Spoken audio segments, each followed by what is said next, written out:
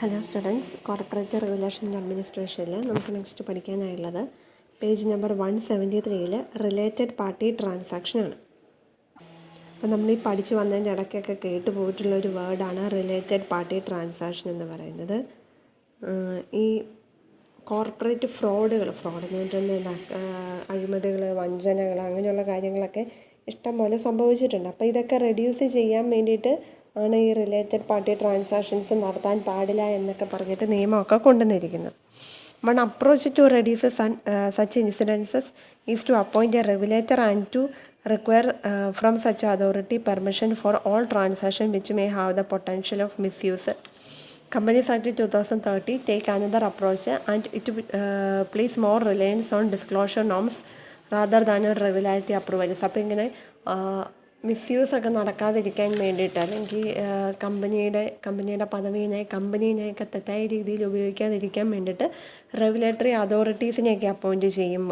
കമ്പനിയുടെ ട്രാൻസാക്ഷൻസിനെയൊക്കെ മോണിറ്റർ ചെയ്യാൻ വേണ്ടിയിട്ടുള്ള authorities.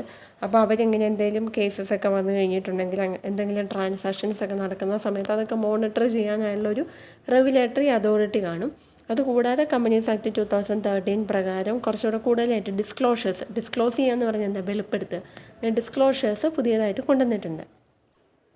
Section 188 of the companies act 2030 deals related party transaction RTP ആയിട്ട് ബന്ധപ്പെട്ട സെക്ഷനാണ് സെക്ഷൻ 188 എന്ന് പറയുന്നത്.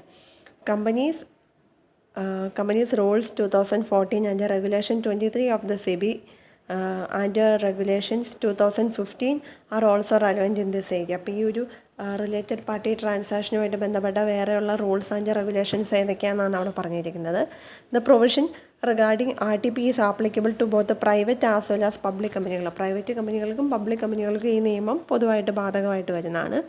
Section 188 require a company to obtain approval of the board and of its members in certain situation prior to entering of any transaction or agreement with a related party.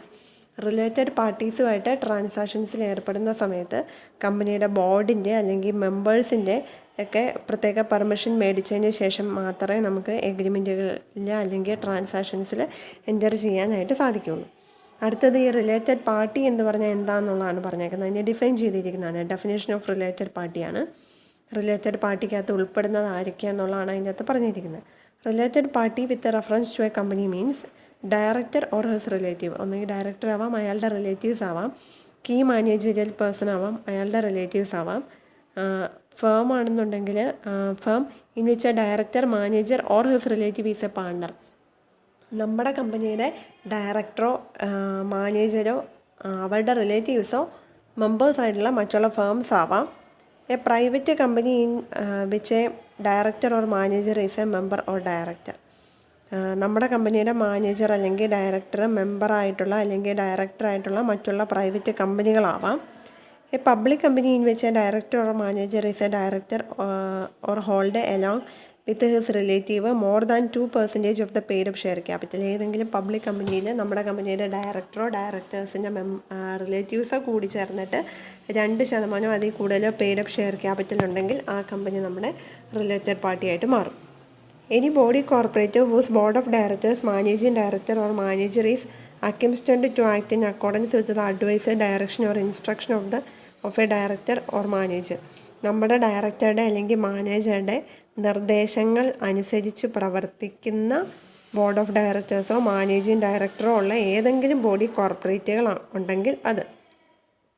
Any person or whose advice, direction or instruction a director or manager is accustomed to act. നമ്മുടെ കമ്പനിയുടെ manager അല്ലെങ്കിൽ director വേറെ ഏതെങ്കിലും ഒരു പേഴ്സൻ്റെ advice സ്വീകരിക്കുന്ന ആണെന്നുണ്ടെങ്കിൽ അവരെ നമുക്ക് റിലേറ്റഡ് പാർട്ടിയായിട്ട് കണക്കാക്കാം.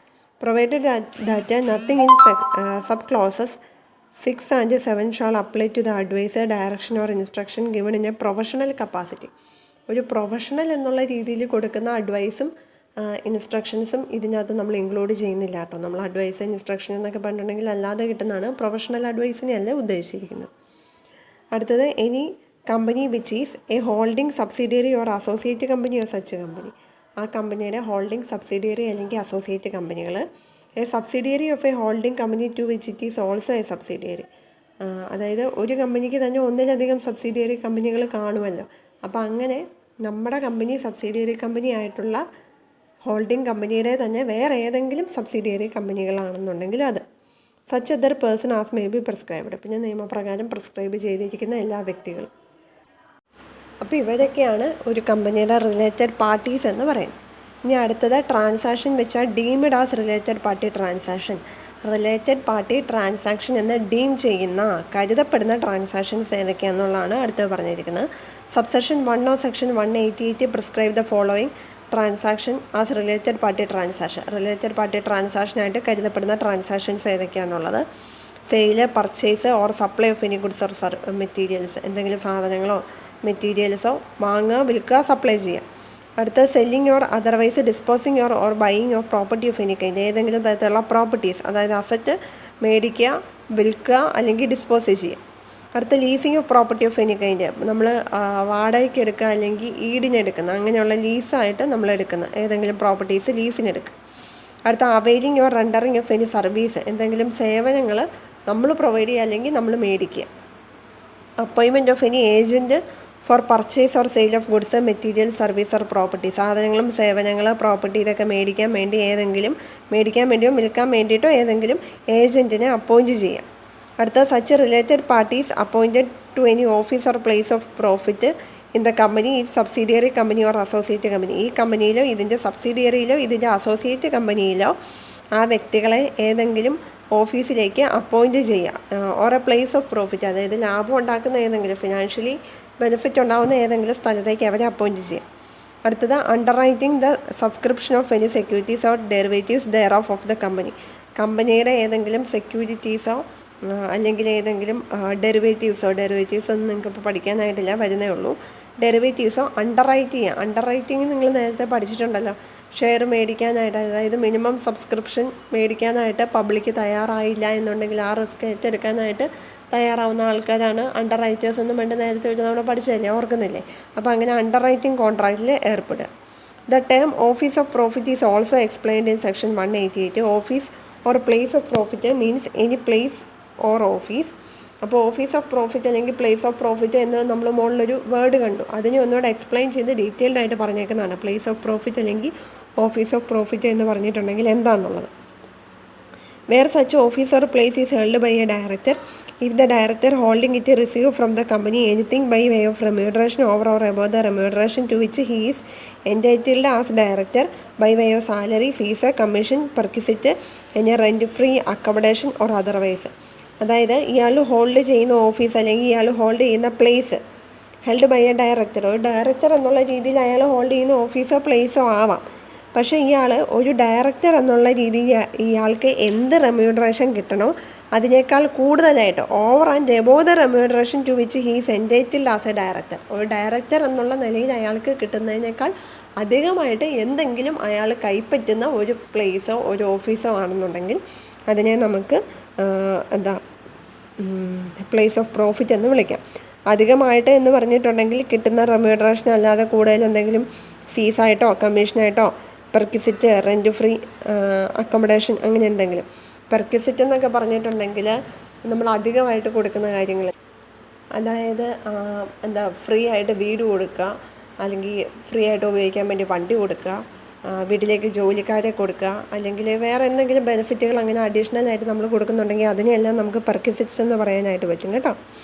അടുത്ത where such office or place is held by an individual other than a director or by any firm, private company or other body corporate if the individual firm, private company or body corporate holding it receive from the company anything by way of remuneration, salary, fees, commission, perquisite, any rent free accommodation or otherwise. നമ്മൾ മോളിൽ പറഞ്ഞത് ഏതെങ്കിലും ഒരു director hold ചെയ്യുന്ന ഒരു office, അയാൾ director എന്നുള്ള രീതിയിൽ അയാൾക്ക് എന്ത് കിട്ടണോ അതിനേക്കാൾ കൂടുതലായിട്ട് എന്തെങ്കിലും പറ്റുവാണെന്നുണ്ടെങ്കിൽ അതാണ് നമ്മൾ പറഞ്ഞത്. താഴെ പറഞ്ഞിരിക്കുന്നത് ഏതെങ്കിലും ഒരു individual other than a director അല്ലാത്ത മറ്റേതെങ്കിലും വ്യക്തികൾ ഈ പറഞ്ഞ പോലെ തന്നെ അയാൾക്ക് എന്ത് കിട്ടണോ അതിനേക്കാൾ അധികമായിട്ട് എന്തെങ്കിലും കമ്പനിയുടെ കയ്യിൽ നിന്ന് ഫീസായിട്ടോ റെൻ്റായിട്ടോ അങ്ങനെ എന്തെങ്കിലും കമ്മീഷനായിട്ടോ എന്തെങ്കിലും അധികമായിട്ട് കൈപ്പറ്റുവാണെന്നുണ്ടെങ്കിൽ അതിനെയൊക്കെ നമുക്ക് റിലേറ്റഡ് പാർട്ടി ട്രാൻസാക്ഷൻസിലോ അല്ലെങ്കിൽ person holding place of profit എന്ന് നമുക്ക് പറയാനായിട്ട് പറ്റും. അപ്പോൾ ഇത്രയാണ് റിലേറ്റഡ് പാർട്ടി ട്രാൻസാക്ഷൻസിൽ കിടക്കുന്നത്. അപ്പോൾ റിലേറ്റഡ് പാർട്ടീസ് എന്ന് പറഞ്ഞാൽ ആരൊക്കെയാണ് വരുന്നതെന്നുള്ള എല്ലാ പോയിൻറ്റും പഠിച്ചില്ല എന്നുണ്ടെങ്കിൽ അതിനകത്തുനിന്ന് കുറേ എണ്ണം ഡയറക്ടർ, കീ മാനേജീരിയൽ പേഴ്സൺ, ഡയറക്ടേഴ്സിൻ്റെ റിലേറ്റീവ്സ് അങ്ങനെയുള്ള കുറച്ച് കാര്യങ്ങളെങ്കിലും ഓർത്തിരിക്കുക. എക്സാമിനൊക്കെ ചോദിക്കാനായിട്ട് ചാൻസ് ഉള്ളതാണ്. ഇനി അടുത്താണ് RTP റെസ്ട്രിക്ഷൻസ് എന്ന് പറയുന്നത് page number 176. Section 188 subsection 1 provide that no company shall enter into any contract or arrangement with a related party except with the consent of the board of directors given by a resolution at a meeting of the board. Board of ഡയറക്ടേഴ്സിൻ്റെ മീറ്റിങ്ങിൽ പ്രമേയം പാസ്സാക്കി ബോർഡിൻ്റെ അംഗീകാരത്തോടു കൂടി അല്ലാതെ related പാർട്ടീസുമായിട്ട് കമ്പനിക്ക് യാതൊരുവിധ എഗ്രിമെൻറ്റിലോ ട്രാൻസാക്ഷൻസിലോ കോൺട്രാക്റ്റുകളിലോ enter ചെയ്യാനായിട്ട് സാധിക്കുന്നതല്ല. This implies that such a resolution cannot be passed by circulation. അതായത് മീറ്റിങ്ങിൽ പാസ്സാക്കണം എന്നാണ് പറഞ്ഞിരിക്കുന്നത്. അതുകൊണ്ട് തന്നെ സർക്കുലേഷൻ നടത്തി പാസ്സാക്കാനായിട്ട് സാധിക്കുന്നതല്ല. Along with this permission from the board, the Act also provides that such transaction shall be subject to such a condition as may be prescribed. അപ്പോൾ ബോർഡിൻ്റെ കയ്യിൽ നിന്ന് പെർമിഷൻ മാത്രം കിട്ടിയാൽ പോരാ, അതുകൂടാതെ വേറെ എന്തൊക്കെ കണ്ടീഷൻസ് ആണോ ഇങ്ങനത്തെ ട്രാൻസാക്ഷൻസ് നടക്കുന്ന സമയത്ത് ചെയ്യണമെന്നും പറഞ്ഞിട്ട് പ്രിസ്ക്രൈബ് ചെയ്തിരിക്കുന്നത് ആ എല്ലാ കണ്ടീഷൻസും follow ചെയ്തിട്ടുണ്ടായിരിക്കണം. The Act further provides that no contract or arrangement in the case of a company having a paid-up share capital of not less than such amount or transaction not exceeding such a sum as may be prescribed shall be entered into except with the prior approval of the company by a special resolution. പിന്നെ ആക്റ്റിൽ specific ആയിട്ട് provide ചെയ്തിരിക്കുന്ന ഒരു കാര്യമെന്ന് പറയുന്നത് paid-up share ക്യാപിറ്റലുള്ള കമ്പനികൾ, correct ഒരു such amount paid-up share ക്യാപിറ്റലുള്ള കമ്പനികൾ ട്രാൻസാക്ഷൻസിലൊക്കെ enter ചെയ്യുന്ന സമയത്ത് അതിൻ്റെ എമൗണ്ട് എന്ന് പറയുന്നത് ഒരു ലിമിറ്റ് വെച്ചിട്ടുണ്ടായിരിക്കും. Such sum as may be prescribed എന്നാണ് പറഞ്ഞേക്കുന്നത്. ആ ഒരു ലിമിറ്റിൽ കൂടാനായിട്ട് പാടില്ല. അങ്ങനെയാണെന്നുണ്ടെങ്കിൽ അതിനൊക്കെ സ്പെഷ്യൽ റെസൊല്യൂഷൻ വഴി പ്രത്യേകം അപ്രൂവൽ നമ്മൾ മേടിച്ചിട്ടുണ്ടായിരിക്കണം. The rules made under the act as of now prescribe that all RTPs in case of a company having a paid up share capital of 10 crore or more shall have such a prior approval of the company by special resolution. ഇപ്പോഴത്തെ നിയമം അനുസരിച്ചാണ് പറഞ്ഞിരിക്കുന്നത്. RTP അതായത് related party transactions നടക്കുന്ന സമയത്ത് 10 കോടിയോ അതിൽ കൂടുതലോ പെയ്ഡ് അപ്പ് ഷെയർ ക്യാപിറ്റലുള്ള കമ്പനികളാണെന്നുണ്ടെങ്കിൽ സ്പെഷ്യൽ റെസൊല്യൂഷൻ വഴി പെർമിഷൻ അല്ലെങ്കിൽ അപ്രൂവൽ മേടിച്ചിട്ടുണ്ടായിരിക്കണം. The rules also list a number of transactions which require such a sanction through special resolution. Special resolution വഴി അങ്ങനെ എത്ര ട്രാൻസാക്ഷൻസിന് വരെ പെർമിഷൻ കൊടുക്കാനായിട്ട് സാധിക്കുമെന്നുള്ളതിൻ്റെ എണ്ണവും റൂൾസിൽ പറഞ്ഞിട്ടുണ്ട്. The Act also provides that no member of the company shall vote on such a special resolution to approve any contract or agreement which may be entered into by the company if such a member is already a related party.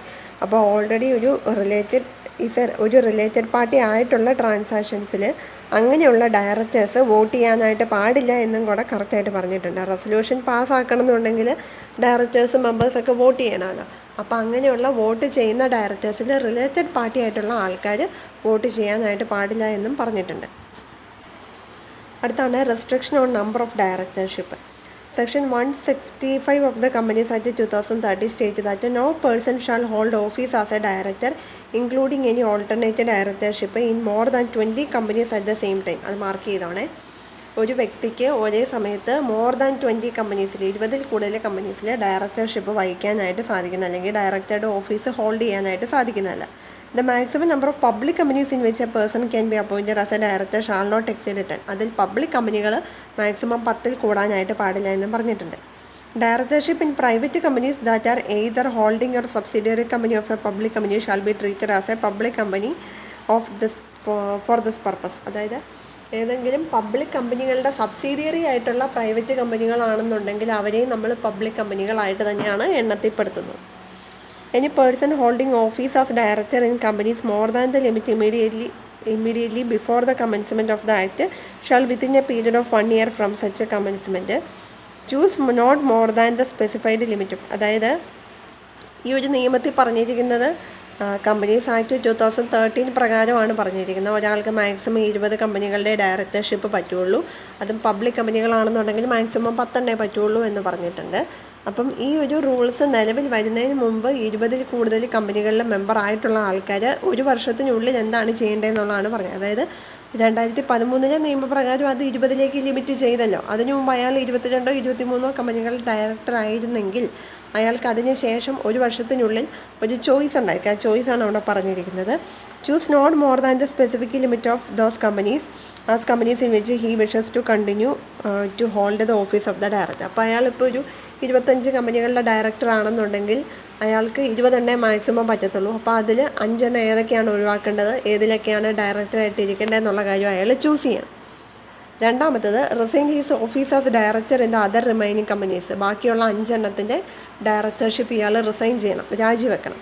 അടുത്തത് intimate the choice made by him under clause a to each of the companies in which he has holding the office of director before such a commencement and to the registrar having jurisdiction in respect of such a company.